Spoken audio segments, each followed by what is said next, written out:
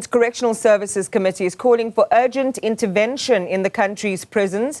The committee has raised serious concerns about overcrowding, understaffing and security breaches, warning that without swift action, the correctional system could reach breaking point. Let's discuss it now with the chairperson of the Portfolio Committee on Correctional Services, Kgomotso Ramolobeng. Good morning, Chair. Welcome to the program. Thanks for your time. I mean, we heard that presentation yesterday, and the numbers shared really bring home the cost associated with keeping inmates behind bars. 470 Rand per day per inmate, around 13,000 Rand a month. Just take us into the budget demand story.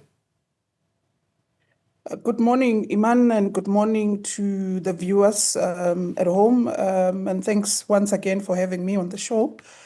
The reality that stems out of all of this is that the inmate population of correctional facilities, it's high, and that speaks to the budget issues. And you know that the department did not even get any additional budget on top of that. So to keep an inmate in a correctional facility costs the departments around 470 to 480 a day, and which translates to more than 13,000 something a month to keep an inmate. And when I mean an inmate, you have remand detainees who are still awaiting trial for more than a year or 2 years without seeing a day in court. Those are subjected to that a day, 472 or 480 a day. And you still have a population of foreign nationals that are incarcerated in our facilities, whom you have around 25,000 of them. 13,000 are sentenced and 12,000 remain detainees. So it's a strenuous issue, but the department has to do what it does because of it acts on a court order that it gets from the courts. When the court says Iman must be incarcerated in this particular facility, theirs is to prepare for your arrival at that particular facility. And that means also budget implications to it. Well, may those words never be uttered in court. But I get the point.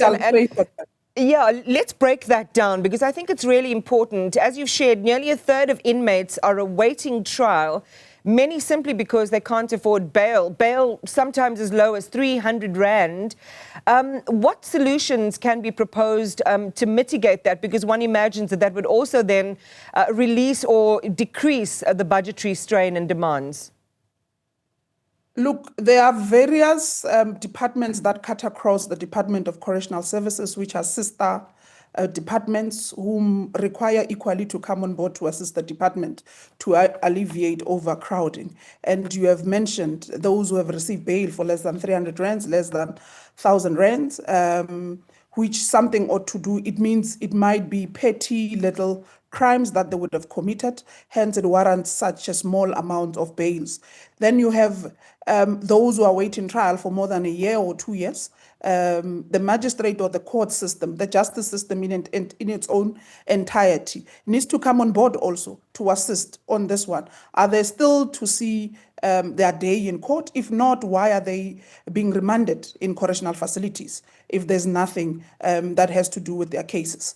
The state patients that are equally incarcerated in correctional facilities, whom are supposed to be in mental institutions, but the Department of Health has they are being incarcerated in correctional facilities instead of where they should be taken care of. So the Department of Health needs to come on board on that as well. So these are some of the things that the department, including the executive, needs to talk to their sister departments or other executives to try mitigate and find solutions around trying to alleviate the pressure.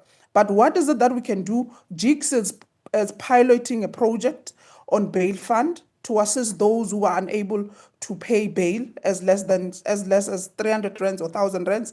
But there is a criteria or the prerequisites that warrants a person to be given or awarded that bail. So it's not anyone. Obviously, you can't assist someone who is being arrested or incarcerated for gender-based violence and assist that person with a bail, a person who has murdered or for attempted murder. So I think their pilot project focuses on minor petty crimes that they want to assist the department. So for more of that information, I think GIGS or Judge Cameron would be able to unpack on that pilot project that they are doing together with UWC.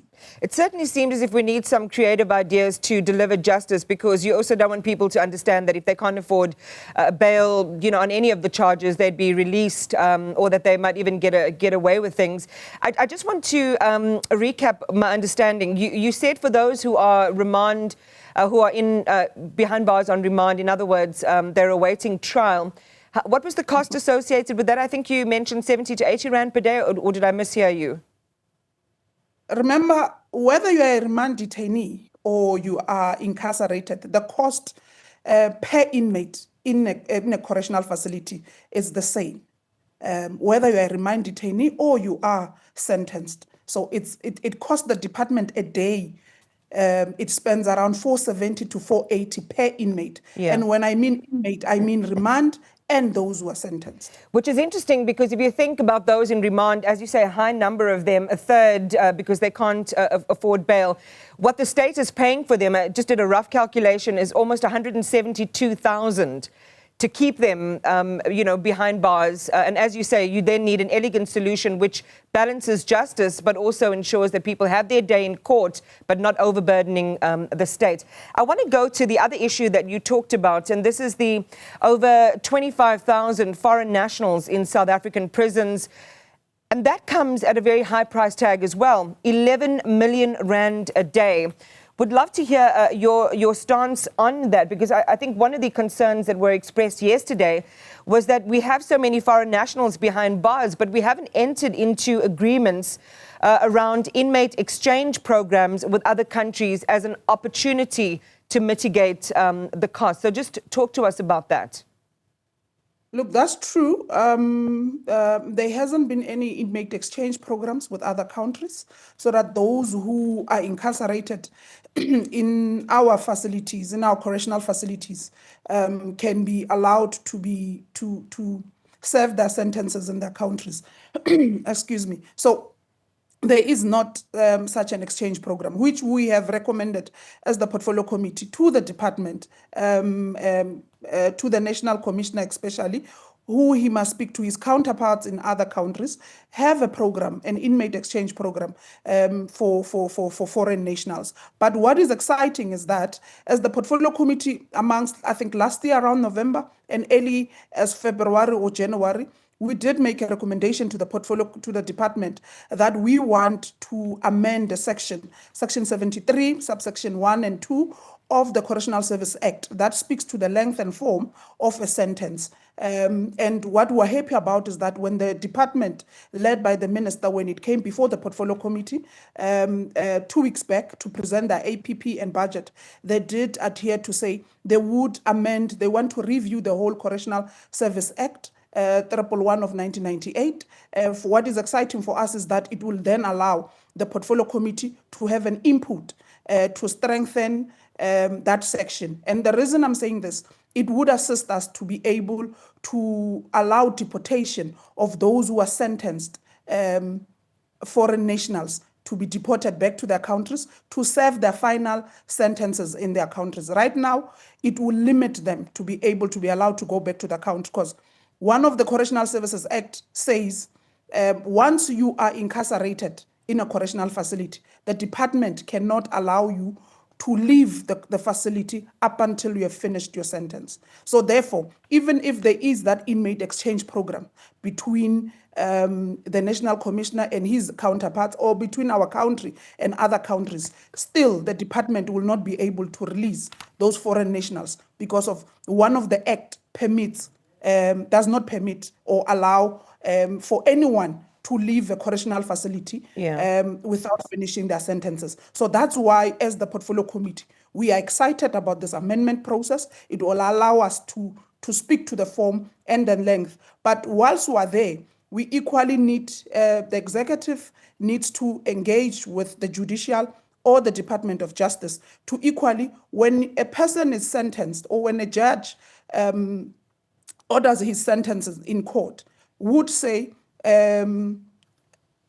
I would like to say possibly, Kgomotso, you are sentenced for 25 years to this particular correctional facility, and then you would serve your sentence there up until you finish. So by virtue of also courts indicating where you are going to be sentenced, at which particular facility, for how long you need to stay there up until your sentence is concluded. It also limits the department to release anyone. So the courts must be able to assist us on foreign nationals to say, you are temporarily incarcerated in this particular facility up until your deportation or your process of being sent to your country are finalized, are completed, then that works better for us. So, but in the meantime, as the portfolio committee, we are focusing on amending that section 73, so that when the lobbying or the engagement between the justice system for that process, the judicial system, and also Home Affairs on issues of deportation, and our own international relations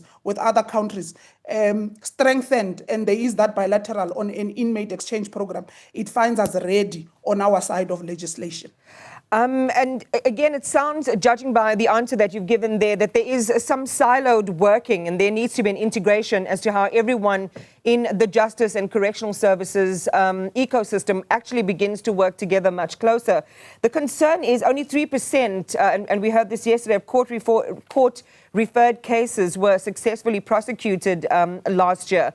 So again, it goes back to the Department of Justice and your expectations there. What are your thoughts on that and the low successful prosecution rate?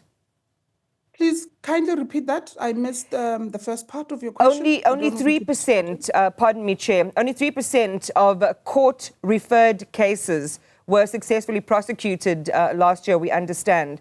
So I'm just checking in around the expectations then from the Justice Minister around that figure and that number.